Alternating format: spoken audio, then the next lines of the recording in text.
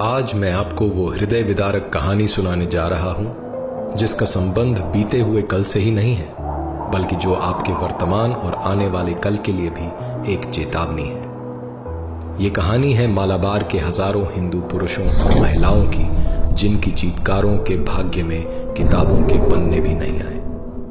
सन 1921 भारत में तुर्की के इस्लामी खलीफा के लिए कांग्रेस के समर्थन से मुसलमानों द्वारा चलाया जा रहा खिलाफत आंदोलन अपने चरम पर था।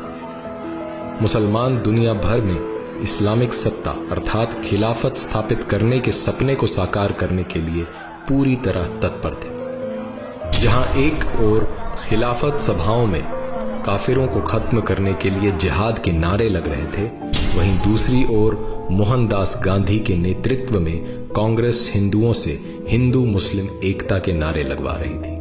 इतना ही नहीं, मोहनदास गांधी और कांग्रेस हिंदुओं को इस्लामिक खिलाफत आंदोलन के लिए धन देने तक के लिए कह रहे थे। मुसलमानों का मजहबी उन्माद पूरे उफान पर था। मुसलमान नेता इस्लामिक देशों के धड़ाधड़ दौरे कर रहे थे और भारत पर हमला करके यहां खिलाफत स्थापित करने के लिए उनसे अपील कर रहे थे। जब स्वामी श्रद्धानंद जैसे समझदार हिंदू नेताओं ने खिलाफत सभाओं में काफिरों के विरुद्ध जिहाद के नारों की बात उठाई तो मोहनदास गांधी ने मुस्कुराकर कहा कि मुसलमान तो ब्रिटिश नौकरशाही के खिलाफ हैं।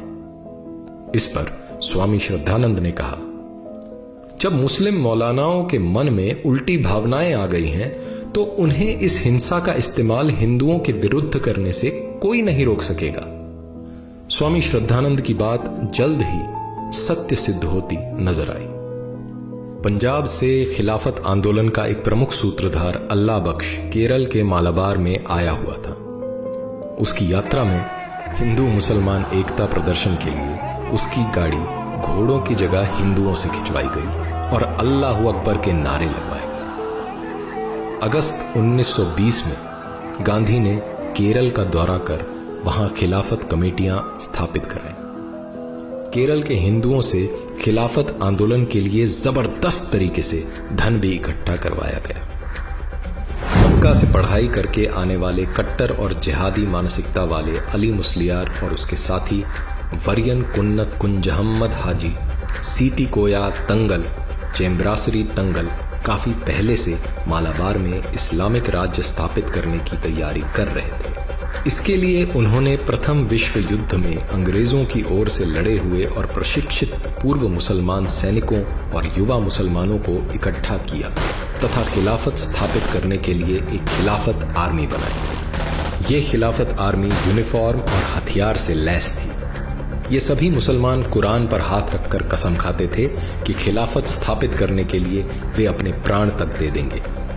रिपोर्ट्स के अनुसार इस इस्लामिक सेना में 60,000 तक सैनिक भर्ती थे। यह इस्लामिक सेना मालाबार के कई क्षेत्रों में सड़कों पर परेड तक करने लगी। 22 अगस्त 1921 को जमात मस्जिद मालाबार को इस्लामिक खिलाफत का क्षेत्र घोषित करके अली मुस्लियार को वहां का इस्लामिक राजा घोषित कर दिया गया।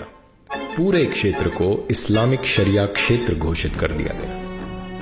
इमारतों पर तुर्की खलीफा के झंडे लगा दिए गए। एक विशेष प्रकार के छुरे, जिन्हें खिलाफत छुरा कहा गया, इनका बड़ी भारी संख्या में निर्माण कर मुसलमानों में बांटा गया। अब इस शरिया क्षेत्र में बारी आई हिंदू काफिरों की। काफिर हिंदुओं को इस्लाम और मृत्यु में से एक विकल्प चुनने को कहा गया। मुसलमानों द्वारा हिंदुओं पर भयानक अत्याचार शुरू हो गए।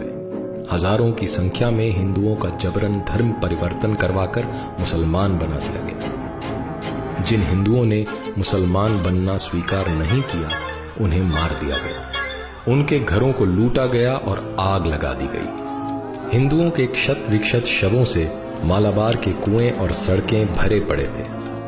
गर्भवती महिलाओं के शरीर के टुकड़े टुकड़े करके सड़कों और जंगलों में फेंक दिए गए। इनके गर्भ से निकले अजन्मे बच्चे जहां तहां पड़े थे। निर्दोष और असहाय हिंदू बच्चों को उनके माता पिता भाई बहनों के सामने तड़पा तड़पा कर मारा गया। युवकों को यातनाएं दी गई, कुछ को जिंदा जला दिया गया। हिंदू महिलाओं और युवतियों के साथ दुष्कर्म किए गए, उन्हें जबरन दासी बनाकर रखा गया। बेशर्मी और वहशीपन की सारी हदें पार की गई। देवालयों पर लहराते हुए हिंदू ध्वजों को उतारकर उनके स्थान पर इस्लामिक झंडे लगा दिए गए। मूर्तियों को खंडित कर दिया गया। मंदिर परिसरों में गायों को काटा गया।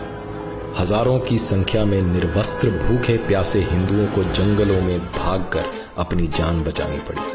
एनी बेसेंट और मालाबार की एक हिंदू महिला द्वारा तत्कालीन वायसराय रीडिंग की पत्नी को लिखे पत्र, जिनमें इन सभी अत्याचारों का विवरण है, रोंगटे खड़े कर देते हैं। सर्वेंट्स ऑफ इंडिया सोसाइटी की इंक्वायरी कमेटी की रिपोर्ट के अनुसार इस भयंकर नरसंहार में 1500 हिंदुओं की हत्या, 20,000 का बलात् इस्लामीकरण और लगभग 3 करोड़ की प्रॉपर्टी की लूट हुई। हिंदू महिलाओं के साथ दुष्कर्म की कोई सीमा नहीं थी। आधिकारिक ब्रिटिश रिकॉर्ड्स के अनुसार मुसलमानों ने 10,000 हिंदुओं की हत्या की। शांति और अहिंसा का पाठ पढ़ाने वाले और खिलाफत आंदोलन के अध्यक्ष मोहनदास गांधी का हवाला देकर जब हिंदुओं ने मुसलमानों से हिंसा रोकने की गुहार लगाई तो उन्होंने कहा, गांधी, वो तो एक काफिर है, वो हमारा नेता कैसे हो सकता है? जब मालाबार के हिंदुओं के इस भीषण हत्याकांड की खबरें पूरे देश में फैलने लगी तो आरंभ में गांधी और कांग्रेस इससे मुकरते रहे। लेकिन जब छुपाना मुश्किल हो गया तो कांग्रेस सभा में हिंदुओं के इस नरसंहार पर केवल एक निंदा प्रस्ताव रखा गया। निंदा प्रस्ताव मात्र पर तथाकथित राष्ट्रवादी मुसलमान नेता खुलकर और पूरी आक्रामकता के साथ अपने मजहबी रंग में आ गए। मौलाना फकीर, मौलाना हसरत मोहानी और दूसरे मौलानाओं ने निंदा प्रस्ताव का विरोध किया। गांधी और कांग्रेस इन खिलाफती नेताओं के सामने पूरी तरह नतमस्तक थी। जिसने भी हिंदुओं का पक्ष रखा और सही सही स्थिति बताई, उसे देश का शत्रु और हिंदू मुस्लिम एकता में बाधक कहा गया। मोहनदास गांधी ने तो इस हत्याकांड के लिए हिंदुओं को ही आरोपी बता दिया। 26 जनवरी 1922 के यंग इंडिया के अपने लेख में गांधी ने लिखा, मोपला दंगों के लिए हिंदू ही आरोपी है। हिंदुओं ने मुसलमानों का ध्यान नहीं रखा, उन्हें अपना मित्र नहीं माना। अब मुसलमानों पर क्रोध करने का कोई लाभ नहीं। इतना ही नहीं, गांधी ने मुसलमानों की हिंसा को सही बताते हुए बोला, वे मोपला मुसलमान अल्लाह को मानने वाले बहादुर लोग हैं जो अपने मजहब के लिए लड़ रहे हैं और उनकी लड़ाई का तरीका उनके मजहब के अनुसार मान्य है।